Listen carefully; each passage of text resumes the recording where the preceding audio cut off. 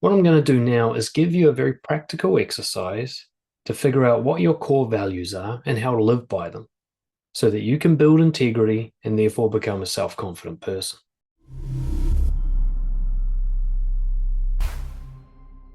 Now, my philosophical opinion on this is that core values are innate.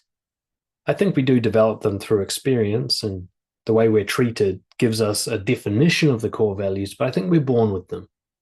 And I wouldn't be surprised if somewhere down the track it's scientifically proven that core values enhance survival rates or something like that. But for now, it's just an opinion. So I think we're born with them. I've seen it so often when I'm watching infants and toddlers. They're clearly living by these values that nobody taught them. They're just driven from the inside. And then I also see through parenting and schooling, they get conditioned out of living by these things. They learn another way, a way that's more convenient to others, and a way that's, compromises who they are. And we end up very confused and depressed as we get older because of this conflict, what I call the authenticity gap, the distance between who you are being and who you know you should be. So I'm going to ask you some questions. And what I want you to do is, after I've asked the question, pause and at least think about the answers. If you're not going to go as far as writing them down, at least think about them before you move on to the next question. Now, there's a couple of reasons for this. One is that my intention behind these questions, I'm going to hide that from you until the end. Now, it's not to be deceptive. It's so that I don't skew your answers. I want your answers to be pure and just come from whatever natural place they come from in your mind. And then I'm going to reveal that there's a kind of trick behind these questions that's designed to elicit certain information about your core values that you may not have seen coming. So when it comes to your answers, try and keep them in a kind of bullet point format, 1 word, 2 word answers, or little examples. You might not have a word for it, but you can think of a time that somebody did it or you did it that answers the question as well. And as many as you can think of, because somewhere in that list is going to be pieces of your core values and your integrity, the stuff you've known since you're a kid. And then at the end, I'm going to show you how to extract what the core values from those answers that you give. So just freestyle it for now, and we'll finesse it later. First question: what makes someone a good person? Now, this is just your opinion, right? I don't mean objectively. I don't mean what the church says. I mean, what do you think makes someone a good person? Take a moment to think of all the characteristics that someone would need to have for you to qualify them as a good person. All right, you answered that last question. Next one. What makes you admire someone? When I say admire, I mean look up to them, like they're a role model, like you want to be like them. So this is different to respect. Respect is you see someone the same as you and you think it's good behavior, right? You both do it. Admire is they're doing behavior you wish you did, or they're being a certain person that you wish you were. You're looking up. So think of some people that you look up to. It might not be you look up to the whole person because they're a flawed human being, but they sometimes do things that you admire. Or you might just think more in general terms. You can't put a face to it. You don't know exactly who you're talking about, but you can think of certain behaviors that you wish you could do more of, and other people can do it, that kind of thing. Not think about materialistic gains, okay? So you don't admire someone because they're rich. Anybody could have a hoard of gold. Maybe he stole it. Maybe he killed babies to get that money. That's not why you admire him. But maybe he was really determined to make that fortune. It's the determination that you wish you had. You get my drift. So think of the things that you admire. Again, make a bullet point list. Next question. Who do you envy and why do you envy them? So when we're talking about envy, now we're talking about the materialistic stuff a little bit. We're talking about the gains and the rewards and the outcomes and the results. So who is it that you look at and they have the result that you want? And you envy them for them because you don't have that result. And why do you envy them? What was it about perhaps the way that they got that result that you're bitter about? Okay, that's what I want you to be digging for, is somebody has what you wish you had, and you've got a story in your head about why they have it, and that story upsets you. Again, you might think of examples or bullet points, the kind of things that you would envy someone for, and why you would have that envy. And final question, the dark one. Who do you hate and why? Now, a lot of people are repelled by this question, especially people pleasers. I don't hate anyone, which is bullshit. But let's just say you really don't feel like you hate anyone. at least look at behaviors that you despise. Surely you can think of some activity that you wouldn't want happening to you, that you wish people didn't do. The kind of actions or the kind of people that just bother you a lot, that in your secret heart of hearts, you would be okay with them disappearing forever. You list out who those people are, what kind of things they do that makes you feel that way about them. We're looking for traits and characteristics of the people you hate. So if you've answered all those questions, and I know that probably 75% of you haven't, but that's just the way these things go. Now I'm going to tell you why I asked those questions so that you can figure out how to extract your core value information from them. So again, if you haven't answered the questions and you got to this point, you're not going to get any information about your values for the rest of this. Okay, so maybe go back and answer them. What does it mean to be a good person? There's a couple of things I'm looking for. One is just your morality. But mostly what I find is when I ask someone, what does it mean to be a good person? They semi-consciously list the traits they already think they have. This is what I call soft values. Soft doesn't mean that they're not core values or that they're undermined in any way. It's just they're easy to live by. Most people have a story, a narrative in their head about why they are a good person. Even those who, contradictingly have the story about being not good enough, we are generally the hero in our own story, even if it's the underdog. And so we look at what we do and we consider ourselves to be the good person most of the time. It's very rare that this person actually sees themselves as a bad person. They may see themselves as judged as a bad person by others, but they still secretly see themselves as the hero. So for example, when I'm working with nice guys and people pleasers and I ask them, what does it mean to be a good person? I get all these kind of compassionate, nice values coming through. They're loyal, they're kind, they're caring, they're considerate of other people. They don't cause any harm. These kind of things often come up.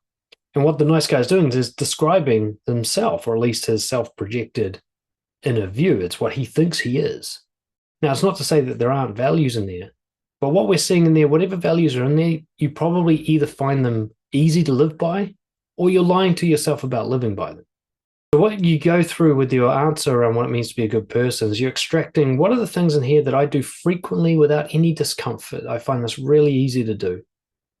And then what are the ones that I know I should be doing and I lie to myself about how often or sort of how purely I actually do these things? Like you might say you're really giving, but if you look at it carefully, you only give if you're going to get something in return, which means it's kind of tainted giving.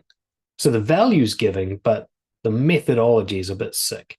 So that's what you're looking for in the good person question. When I asked you about who you admire, I'm looking for your hard values. And by hard, I mean they're hard to live by. All right. They are emotionally difficult for you to live by them, and therefore you're very inconsistent or even non-existent when it comes to these values. We only look up to people when they're doing what we aren't doing, and we know we should be doing it. So what you're looking for here is the values that if you could just push a certain courage button, you know that that's what you would prefer to do. You wish you were like that. You might have a very good excuse as to why you're not like that. You might think it's impossible. You might think the punishment's too severe, whatever. But deep down, this is what I wish I was. This is the kind of people I look up to.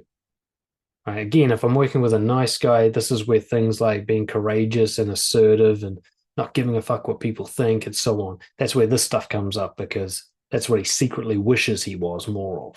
Next, I had the envy question. Now, the envy question is a tricky one. It doesn't work out the same for everybody. But the point of it is to figure out what story you tell yourself to excuse yourself from living by core values. Classic example, let's say you are sort of single and lonely and you're envious of people who just don't seem to struggle with dating. They just find it really easy to meet someone and get something going. And the story you tell yourself that makes you envious is that they have some sort of advantage. They're good looking, they're tall, they're rich, they're blessed with communication skills. You can have some story about why it's easier for them than it is for you. I mean, that's what envy really is. They have an advantage, I am disadvantaged. It's the I'm disadvantaged story. The point of this question is to help you open your mind, and this is a difficult door to open, to the idea that you make up bullshit excuses to avoid addressing your core value problems. See the guy and he's crushing it with girls in a way that you're not, and you're like, oh, he's just this and that, and I'm disadvantaged and he's advantaged. It's a story that helps you overlook the fact that He's more courageous than you're being. And you actually have the value of courage. How many girls did you actually go and talk to in the last month? Is the answer 0? Because that's not his problem, that's yours, right? You're not disadvantaged if you could be doing that. It's this idea where you look past the story that you're the victim and that you've had a shit hand dealt to you and go, if I didn't see the world this way, imagine that guy has the results I wish I had, and he's actually the same as me, but just living by values more than I am. What are those values? What's he doing that I'm not that I could be doing? If you can get past that envy, like tonic, that poison we drink to make ourselves feel better, and go, you know what? This is on me. Live by the value of responsibility and go, I'm the one that causes my results. And even if other people have an advantage, there's a real good chance I'm still not living by my values to 100% yet. So there's still work I could do before I can say that this is unfair. Right? And that's what you're looking for. Like, what are the bullshit stories you tell yourself to let yourself off the hook from even looking at which values you're not living by? And the last question, the hate question, consider this the anti-value question. Sometimes you can figure out what your values are by looking at what you know they definitely are not. Right? So if you see someone being, violent, and you consider that to be something you hate, then maybe being compassionate or gentle or respectful is your core value, right? If you think somebody tricking people and deceiving them to get what they want is something you hate, then maybe honesty is your value.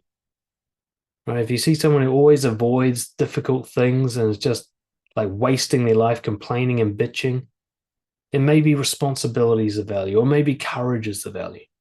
It might be you that you hate. It might be behaviors in yourself that you hate. Well, try to think what's the opposite, because that's probably in the realm of my core values. So once you've picked out all the keywords from your answers, you've got your first draft, a list, maybe 5 to 10 core values that might potentially be the kind of recipe for your integrity and therefore your confidence. It's very much a rough draft at this stage because it's going to require behavioral experimentation to figure out which of these is legit, which of these is the most important to work on, the exact definition that I should be applying to turn this into practical actions, and so on. What you're looking for is that they meet all the criteria of a core value, okay? They're outcome independent, right? It doesn't matter what the result is, it's about the intention and the behavior. You can live by them 24/7. Any situation, you could live by any of these values. And that they're kind of your ideas and not conditioning. I don't mean that you can't be inspired. I'm going to give you plenty of practical core value ideas, but they're ones that you feel align with your experience and your rational view of the world and your philosophy, not somebody told you should be doing this and therefore you go, okay, I'll just do that then, right? Once you got these words, you want to get them down to 1 or 2 words each. 1 word's even better. Try and add a practical definition, a little dictionary definition that would guide your behavior, a kind of principle of how you would live by that value. So that at any given time, you can bring up the core value, read the principle and go, okay, I know what I need to do next, or at least I'll be able to guess. For example, one of my core values is honesty. And the definition is very simple. Speak your mind and do what you think is right. So as soon as I'm in any situation, I know what speaking my mind is. The noise is already in there, it's got to come out of my mouth. It's very practical guidance. Now, it's going to be something different every single time. It's not a rule that I'm following, it's just a principle. Same with courage, is choose the uncomfortable option. That's my definition of courage. It's very easy to look at my options and go, which one is least comfortable emotionally for me? That one? I guess I'm doing that then. And I move forward on it. Right? And so on. So whatever your words are, try and come up with a definition. Again, it's just a draft that you're going to work on over time of what it would mean to turn that word into a behavior. And then comes the experimentation phase. Choose one a day to do deliberately. You might pre-plan it, like you're going to go and have a confrontation with your boss. Or you might just kind of prime yourself, like today is honesty day. Let's just look for opportunities to be more honest. And you're going to journal about it at the end of the day, how the experience went, what you learned about the value from your experience. And you're going to calibrate your definitions. Like, okay, it means more of this and less of that. That wasn't a good example. That made me feel good about myself, so it's probably more of this. That kind of calibration over time until you get to know your core values very, very well through this back and forth, like experiment and review. Now, of course, you can do this kind of work on your own, But if you want to do it in a really refined and accelerated manner, get in touch, dan@brojo.org, and we'll get you in touch with your integrity ASAP.